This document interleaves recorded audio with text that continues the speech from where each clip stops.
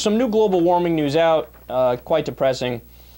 A new study from the Center for Ice and Climate, Niels Bohr Institute. It's based on data from monitoring stations along the U.S. Atlantic and Gulf coasts. With the global warming we have had during the 20th century, we have already crossed the threshold where more than half of all Katrinas are due to global warming.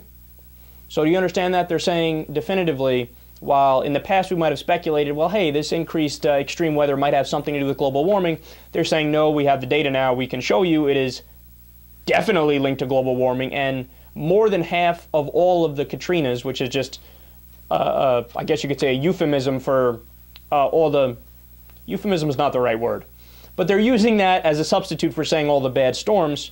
More than half of them are due to global warming. Since 1923, there has been a Katrina magnitude storm surge every 20 years. And if the global climate becomes 2 degrees Celsius warmer, which is in the future forecasts, there will be 10 times as many Katrinas. So the ultimate finding of the study, get this, this means there will be a Katrina magnitude storm surge every other year.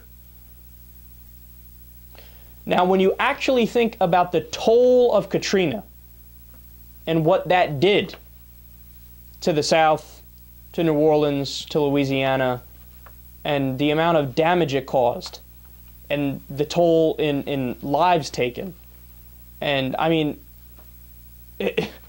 to think that you can have one of those every other year, I mean, is that a financial price that we even can pay? I mean, you're getting into astronomical numbers when you talk about that, right?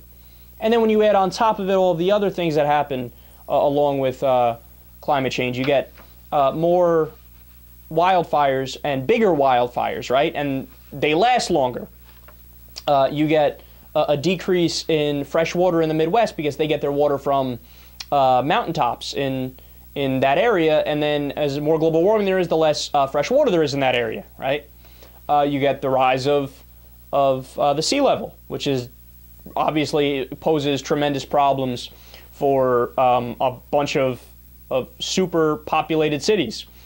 You have the food chain getting absolutely messed up, which has, I think, a lot worse consequences than most people realize, right?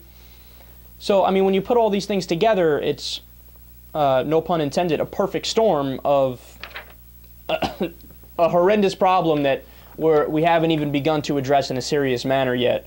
And this is just another study that you add to the plethora of studies now that's saying, hey, wake up, do something.